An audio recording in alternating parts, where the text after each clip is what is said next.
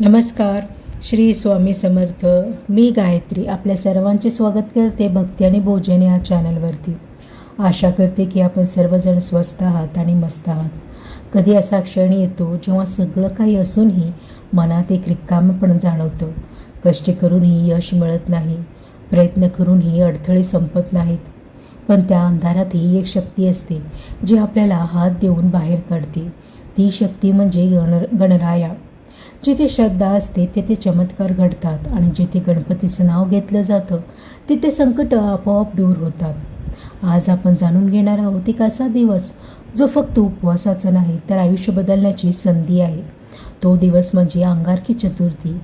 ही चतुर्थी इतकी शक्तिशाली का मानली जाते, का हजारो भक्त या दिवसाची वाट पाहतात आणि कोणता असा मंत्र आहे जो तुमच्या जीवनातील अडथळे कायमचे दूर करू शकतो.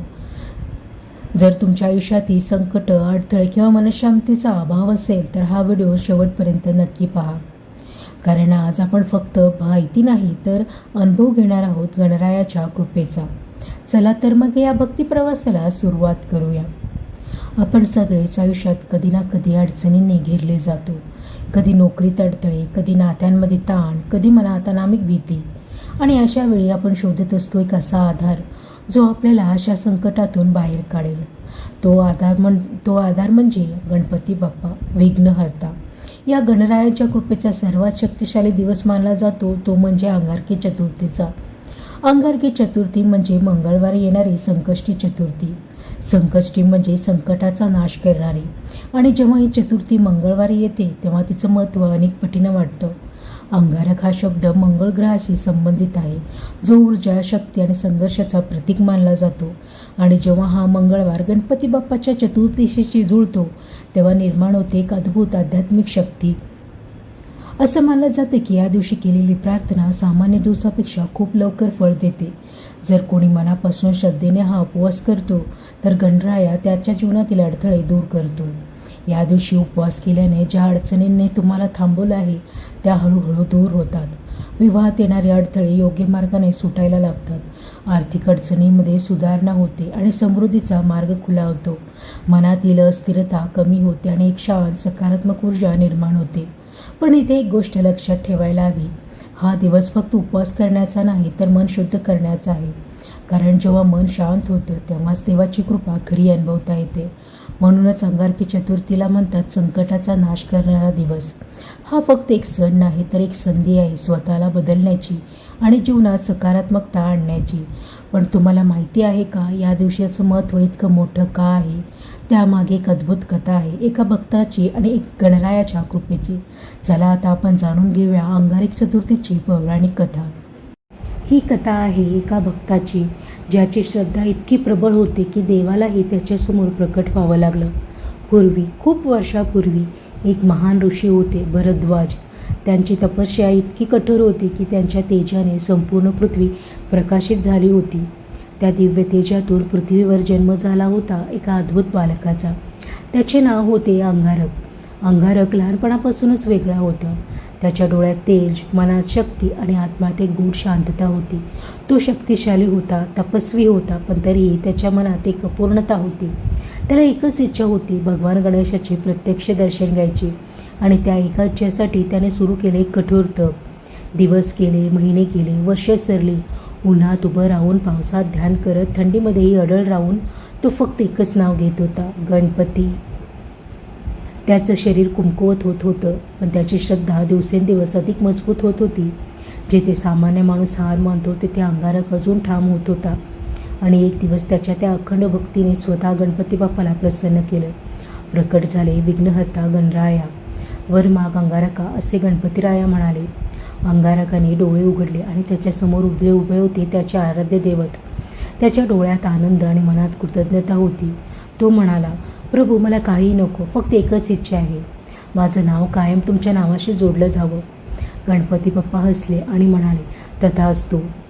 आणि त्या दिवसापासून मंगळवारी येणारी चतुर्थी तुझ्या नावाने ओळखली जाईल असा आशीर्वाद त्याला मिळाला.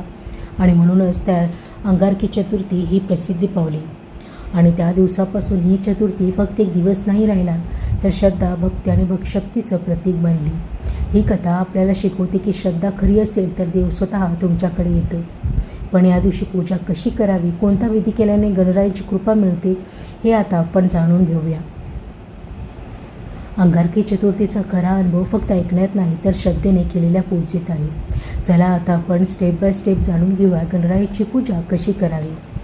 या दिवशी सकाळी लवकर उठा, कारण पहाटेचा वेळा सर्वात पवित्र आणि सकारात्मक ऊर्जा देणारा असतो. स्नान करून स्वच्छ, शक्यतो पांढरे किंवा हलक्या रंगाचे कपडे परिधान करा. हे केवळ बाह्य स्वच्छता नाही तर मन शुद्ध करण्याची सुरुवात आहे. आता घरातील मंदिरात किंवा शांत जागी गणपतीची मूर्ती किंवा फोटो ठेवा. त्या ठिकाणी स्वच्छ आसन, रांगोळी किंवा फुलांनी सजावट करा. गणपतीरायाला सर्वात प्रिय आहे दुर्वा. 3, 5 किंवा 21 ते दुर्वा गणपतीरायाला अर्पण करा आणि मनात एकच भावना ठेवा, श्रद्धेची. यानंतर मोदक किंवा लाडू नैवेद्य अर्पण करा. मोदक म्हणजे आनंद. गणरायाला आनंद अर्पण करणं म्हणजे आपल्या जीवनात आनंद मागणं. लाल फूल अर्पण करा. लाल रंग हा शक्ती, भक्ती, ऊर्जेचा आणि मंगलतेचा प्रतीक आहे. द्वीप प्रज्वलन. आता एक दिवा लावा. हा दिवा फक्त प्रकाश देत नाही तर तुमच्या जीवनातील अंधार दूर करण्याचा प्रतीक आहे. आता सर्वात महत्त्वाचा क्षण. डोळे बंद करा, मन शांत करा आणि गणरायाचं ध्यान करा. ओम गंग गणपते नमः. ओम गंग गणपते नमः. ओम गंग गणपते नमः. हा मंत्र केवळ शब्द नाही तर एक शक्ती आहे. हा मंत्र 108 वेळ जपा. प्रत्येक जपाबरोबर तुमच्या मनातील एक अडथळा दूर होत असल्याची कल्पना येते. जसं जसं तुम्ही जप कराल तसं मन शांत होत जाईल आणि एक वेगळी सकारात्मकता, ऊर्जा जाणवेल. पूजा करताना सर्वात महत्त्वाचं काय आहे माहिती आहे का? ना मोठी सजावट, ना मोठा विधी. फक्त एक गोष्ट महत्त्वाची असते, ती म्हणजे खरी श्रद्धा.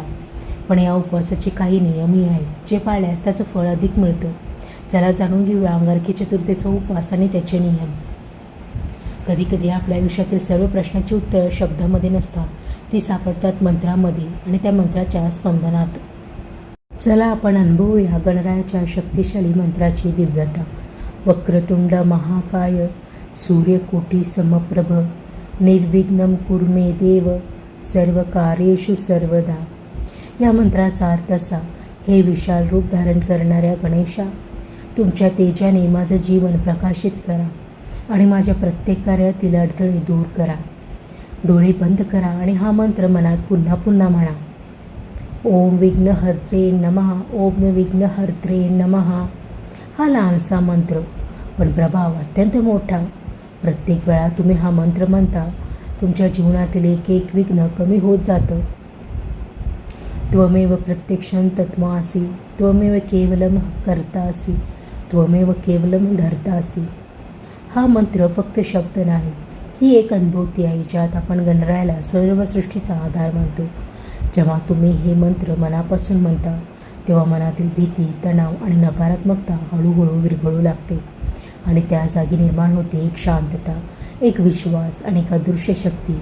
म्हणूनच अंगारकी चतुर्थीच्या दिवशी हे मंत्र जप करणं अत्यंत फलदायी मानलं जातं. पण उपवास केल्याशिवाय ही साधना पूर्ण होत नाही.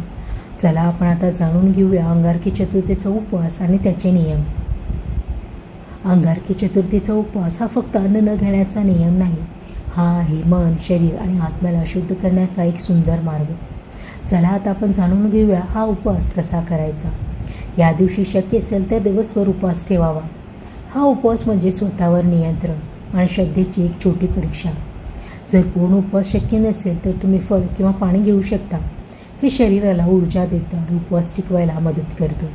देवाला तुमचं उपाशी राहणं महत्त्वाचं नाही तर तुमची भावना महत्त्वाची आहे. या उपवासाचा सर्वात महत्त्वाचा भाग म्हणजे चंद्रदर्शन. संध्याकाळी चंद्र उगवल्यानंतर त्याचं दर्शन घ्या. हातात पाणी, फूल घेऊन चंद्राला अर्घ्य द्या आणि मनात गणरायाचं स्मरण करा.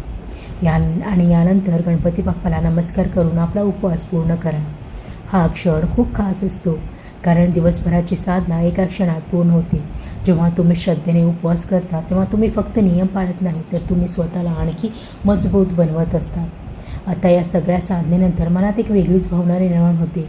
चला त्या या भावनेला शब्द देऊया एका सुंदर कवितेत. संकटात जेव्हा मी हरतो तेव्हा तूच हात धरतोस. गणराया माझ्या जीवनात तूच प्रकाश बनतोस. अंधारलेल्या या वाटेवर जेव्हा आशा संपून जाते तुझं नाव घेताच बाप्पा नवी किरणे दिसून येते. जेव्हा डोळ्यात अश्रू दाटतात आणि मन खूप थकून जातं तेव्हा तुझं स्मरण केल्यावर हृदय पुन्हा हसून उठतं.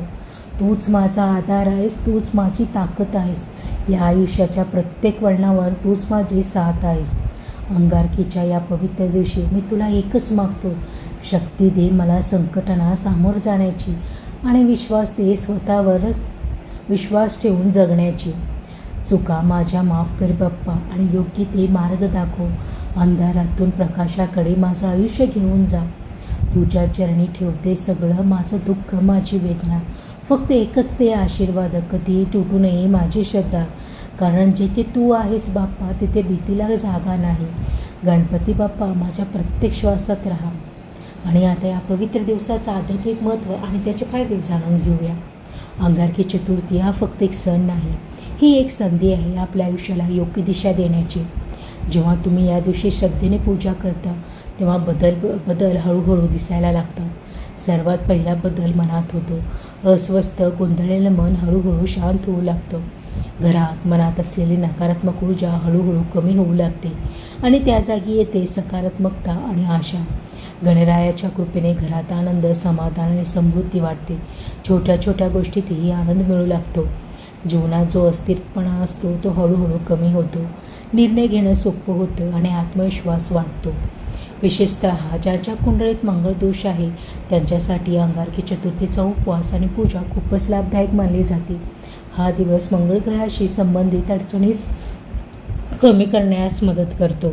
पण एक गोष्ट लक्षात ठेवा, फायदे फक्त विधी केल्याने नाही मिळत, तर श्रद्धा, विश्वास आणि सातत्य यामुळे मिळतात. जेव्हा तुम्ही मनापासून गणरायाला हाक मारता तेव्हा तो नक्कीच तुमचं ऐकतो आणि हळूहळू तुमचं आयुष्य बदलायला सुरुवात होते. आणि आता या सुंदर प्रवासाचा शेवट एक शक्तिशाली संदेशाने करूया. आयुष्यात संकट येतात, अडथळे येतात, कधी कधी वाट हरवल्यासारखीही वाटतं. पण जिथे भक्ती असते तिथे मार्ग नक्की सापडतो. आणि जिथे गणरायाचा आशीर्वाद असतो तिथे अशक्यही असं काहीच राहत नाही. संकट येतात पण भक्ती मोठी असते आणि जिथे गणपती असतो तिथे विजय निश्चित असतो. अंगारकी चतुर्थी तुमच्या सुख, शांती, समृद्धी घेऊन येऊ. गणपती बाप्पा तुमच्या सर्व इच्छा पूर्ण करो. जर तुम्हालाही गणरायावर श्रद्धा असेल तर कमेंटमध्ये आत्ताच लिहा गणपती बाप्पा मोरया. हा व्हिडिओ लाईक करा आणि आपल्या प्रियजनांसोबत शेअर करा. आणि त्याचबरोबर भक्ती आणि भोजन या चॅनलला सबस्क्राईब करायला विसरू नका. माहिती देताना जर काही माहिती चुकीची गेली असल्यास मी तुम्हा सर्वांची माफी मागते. मी गायत्री आपल्या सर्वांचा निरोप घेते. पुन्हा भेटूयात अशाच भक्तिमय कथासह, बऱ्याचशाच भक्तिमय प्रवासात इथेच आपल्या भक्ती आणि भोजन या चॅनलवरती. तोपर्यंत नमस्कार. श्री स्वामी समर्थ.